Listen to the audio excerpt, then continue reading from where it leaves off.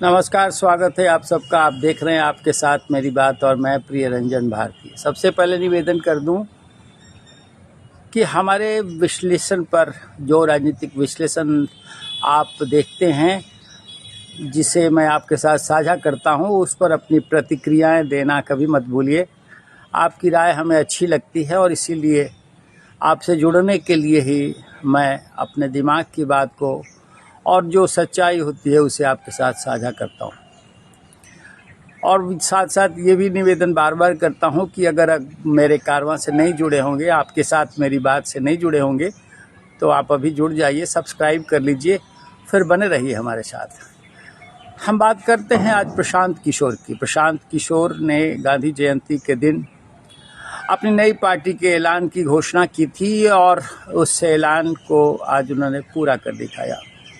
गांधी जयंती के दिन पटना यानी राजधानी पटना के वेटनरी कॉलेज ग्राउंड में, जहां लगभग 5000 की संख्या में लोग एक साथ जमा हो सकते हैं, उस मैदान में उन्होंने अपनी नई पार्टी का ऐलान किया। जन सुराज वो अभियान लगातार चला रहे थे। 2 साल से वो गांधी जी के भितिहरवा आश्रम चंपारण से उन्होंने जन सुराज अभियान की शुरुआत की थी और पूरे 2 साल वो पदयात्रा करके गांव-गांव तक जाकर लोगों से अपना संपर्क साधते रहे, इंटरैक्शन करते रहे, लोगों के बीच जाकर कि राजनीति क्या होनी चाहिए और राजनीति जब सत्ता में पहुंचती है तो फिर सत्ता कैसे चलनी चाहिए और सत्ता से लोगों को किस तरह का सरोकार होना चाहिए और सत्ता में रहते हुए लोगों को जनता से किस तरह का रिश्ता बना करके जनता का कल्याण करना चाहिए,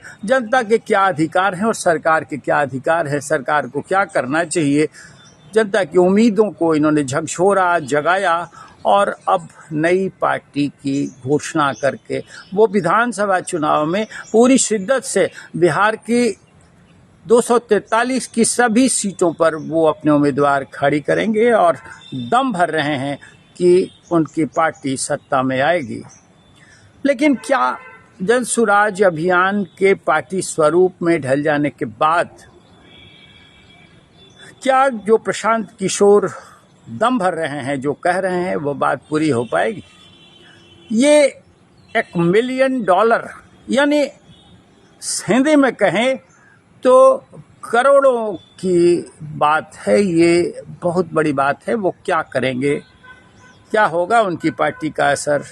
जो उन्होंने जनता के सपनों को झकझोरा है, जिस तरह से उम्मीदों को जगाया है और जिस तरह की बात कर रहे हैं, वाकई वो धरातल पर उतार पाएंगे या नहीं? इनकी पार्टी दम दिखा पाएगी नहीं चुनाव में, या दिखा पाएगी? ये चुनाव में ही परीक्षण होता है और तभी नतीजा क्या निकलेगा वो सामने आता है। लेकिन जो कुछ इसके साथ साथ प्रमुख बातें हैं उनको मैं आपसे साझा करना चाहता हूं। 2 अक्टूबर को भितिहरवा में इन्होंने शुरुआत की थी, ये तो बात तय हो गई। गांव-गांव घूमे, लोगों की उम्मीदों को जगाया। लेकिन इसके साथ ही एक और बड़ी बात है कि प्रशांत किशोर जो हैं तो खुद ब्राह्मण समाज के प्रशांत किशोर दुबे हैं। बात ये सब लोग नहीं जानते, लेकिन लोग जानते हैं कि वो ब्राह्मण हैं, यानी अगड़े समाज के हैं। किसी भी समाज का हो, वो व्यक्ति तो हैं, आदमी तो हैं और समाज का हिस्सा तो हैं, ये एक बात है। लेकिन अगड़े समाज के होने के नाते वो अपनी प्रबुद्ध क्षमता का प्रदर्शन भी करते रहे। वो एक राजनीतिक रणनीतिकार की भूमिका में रहे। पढ़े लिखे, उच्च शिक्षा प्राप्त हैं प्रशांत किशोर। इन्होंने अपनी नौकरी छोड़कर रणनीतिकार बनाने का काम किया और 2014 का चुनाव आप याद करिए। 2014 के चुनाव में प्रशांत किशोर ने प्रधानमंत्री नरेंद्र मोदी को प्रधानमंत्री बनवाने के लिए जो काम शुरू किया था, सबसे पहले तकनीकी आधार पे, यानी प्रचार अभियान को ऑनलाइन करने की जिम्मेवारी और इसका दारोमदार प्रशांत किशोर को जाता है। एक वो चुनाव प्रचार जो बाजाब्ता ऑनलाइन यानी सोशल मीडिया के जरिए होता है और कंप्यूटर से सारे कुछ उसमें चिन्हित होते हैं, उसका ऑपरेशन होता है, उस तरह के प्रचार गाथा की शुरुआत प्रशांत किशोर ने नरेंद्र मोदी के लिए काम करते हुए 2014 में किया। आपको याद होगा 2014 में बड़ी लोकप्रिय हुआ था प्रचार अभियान चाय पर चर्चा, और चाय पर चर्चा के साथ साथ कई तरह के स्लोगन देकर और भी चर्चाएं लोगों ने शुरू की, रद्द कर दी राजनीति में, लेकिन चाय पर चर्चा की शुरुआत प्रशांत किशोर की देन है। लेकिन प्रशांत किशोर 2014 में उनको प्रधानमंत्री बनवाने के बाद फिर भाजपा की रणनीतिकार की भूमिका से अलग हो गए थे। वो विभिन्न दलों के विभिन्न पार्टियों के नेताओं के लिए काम करते रहे। वो जनता दल यूनाइटेड के नीतीश कुमार के लिए भी काम किया और लालू प्रसाद यादव के लिए भी काम किया, स्टालिन के लिए भी काम किया, पश्चिम बंगाल के मुख्यमंत्री के लिए काम किया, पंजाब के लिए काम किया और दुनिया भर के दलों के साथ उन्होंने काम किया और जीत का सेहरा, जीत का परचम लहराने के लिए उन पार्टियों के साथ वो जुड़े रहे। प्रशांत किशोर को लेकर के बिहार में पहले भी बड़ी चर्चाएं होती रही। जब ये जनता दल यूनाइटेड के उपाध्यक्ष पद पर थे, इन्हें कैबिनेट मंत्री का दर्जा था, तब भारतीय जनता पार्टी नेता सुशील कुमार मोदी विरोध करते थे कि प्रशांत किशोर को पार्टी उपाध्यक्ष बना करके रखना, नीतीश कुमार ये अपराध कर रहे हैं। तो वो चर्चा भी बड़ी जोर पकड़ के आई थी और बिहार में बहार है, नीतीश कुमार है जैसा स्लोगन भी प्रशांत किशोर की देन है। लेकिन अब जनता के बीच ये उतरे हैं तो क्या कर पाएंगे, ये एक ऐसा सवाल है जिस पर आप की उत्सुकता बनी होगी और सभी राजनीतिक दल ये जानना भी चाहते हैं। मेरा अपना आकलन ये है कि प्रशांत किशोर उन नेताओं, उन जनता जनार्दन और उन नई जनरेशन वाले युवाओं के बीच आकर्षण का केंद्र तो हैं, जो बिहार में एक नया विकल्प चाहते हैं, जिनके अंदर एक तड़प है, वो नई राह देख रहे हैं। उनके बीच उनका आकर्षण है। उनको लगता है कि बिहार में बदलाव होना चाहिए, घूम फिर कर सत्ता नीतीश कुमार, लालू, राबड़ी और अब भाजपा इनके बीच में ही है।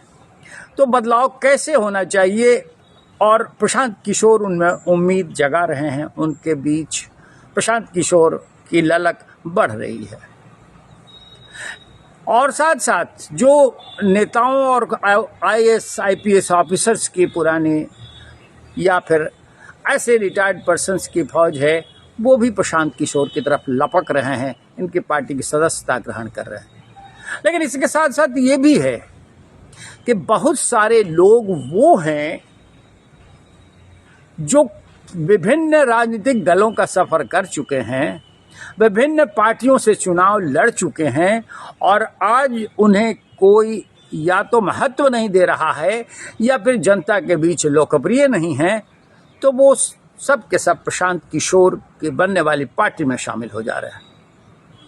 अब ऐसे लोग जो फिर सब दलों के बीच से होकर प्रशांत किशोर के पास पहुंच रहे हैं, तो यहाँ एक सवाल खड़ा होता है कि नई बोतल में पुरानी शराब। नहीं, शराब वही है, अब बोतल नहीं होगी, ब्रांड नया हो गया। तो ये कितना असर कर पाएगा? प्रशांत किशोर के झंडे और बैनर के साथ वो चुनाव में अब जब उतरेंगे तो क्या परचम लहरा पाएंगे? ये परीक्षण तो चुनाव के दौरान जनता के बीच आकर ही होगा। इसके साथ साथ एक और बड़ी बात है कि बिहार में तड़प तो है और प्रशांत किशोर कह भी रहे हैं कि हम कोई पद नहीं ग्रहण करेंगे, नेपथ्य में रहेंगे। संचालन समिति पहले इन्होंने पार्टी की बनाई और 25 सदस्यीय समिति में वो खुद नहीं है, पैटर्न हैं, संरक्षक हैं, बाहर से निरीक्षण करेंगे, देखेंगे, लेकिन खुद जिम्मा नहीं लेंगे। तो और जो अध्यक्ष बन रहा है वो अनुसूचित जाति का है। वो कह भी रहे हैं कि अनुसूचित जाति, अनुसूचित जनजाति और पिछड़ा वर्ग, यानी जो तबका विकास की धारा में पीछे रह गया है, उसको ये पूरी जिम्मेवारी के साथ और पूरे हक हुकूक के साथ आगे ले आने का काम करने वाले हैं, जैसा ये कह रहे हैं। अनुसूचित जाति का अध्यक्ष बना करके इन्होंने एक उदाहरण भी पेश किया। 25 सदस्यीय समिति का ऐलान करके भी इन्होंने बहुत कुछ प्रदर्शित किया है। लेकिन जब चुनाव में उतारे जाएंगे लोग, तो वो कौन से लोग होंगे? इनका दावा है जनता जिसे चाहेगी। तो जनता के बीच ये घूमते रहे हैं और उस विधानसभा क्षेत्र के लोगों में जिसके प्रति लोगों का ज़्यादा आग्रह होगा उसे वो चुनाव में उतारेंगे और उसके लिए पूरी ताकत लगाएंगे। अब वो जनता कितना उसके साथ जुड़ पाती है ये तभी पता चलेगा। लेकिन एक और महत्वपूर्ण बात यह है कि प्रशांत किशोर ने अभी सभी दलों के भीतर बेचैनी बढ़ा दी है। मुसलमानों के बीच भी चंपारण में उन्होंने अपनी हनक दिखाई और बड़ी संख्या में मुसलमान उनके सम्मेलनों में, उनके आयोजनों में प्रकट हुए। आज की तारीख में जब इनके पार्टी की शुरुआत हो रही है तब भी मुसलमानों की तादाद ज़्यादा बढ़ी। तो क्या राष्ट्रीय जनता दल का जो मुस्लिम वोट बैंक है उस पर ये खतरा होगा? प्रशांत किशोर की पार्टी का राष्ट्रीय जनता दल और इंडिया ब्लॉक के लिए नुकसानदायक होगी? इस सवाल का जवाब फिर वहीं आके अटकता है कि ये तो जनता के बीच आकर पता चलेगा। दूसरी बात ये कही जाती रही लगातार कि प्रशांत किशोर भाजपा की बी टीम पैदा कर रहे हैं। लेकिन जरा गौर करिए, अगर चुनाव में बीजेपी का कोई कैंडिडेट है और उसके मुकाबले प्रशांत किशोर जैसा अभी दम भर रहे हैं कि वो जनता जिसे चाहेगी वैसा उतारेंगे, तो प्रशांत किशोर की पार्टी का भी वैसा ही दमदार उम्मीदवार होगा।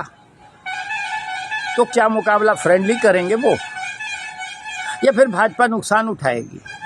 राष्ट्रीय जनता दल यानी इंडिया ब्लॉक और एनडीए यानी नीतीश कुमार और जनता दल और चिराग पासवान की पार्टियां, और इनमें जन स्वराज यानी प्रशांत किशोर की पार्टी, तो मुकाबला तो त्रिकोणीय होगा। अब इसमें जो भारी पड़ेगा, तो ये कैसे मान लिया जाए अभी से कि ये प्रशांत किशोर भाजपा की बी टीम बन रहे हैं और भाजपा को नहीं नुकसान पहुंचाएंगे?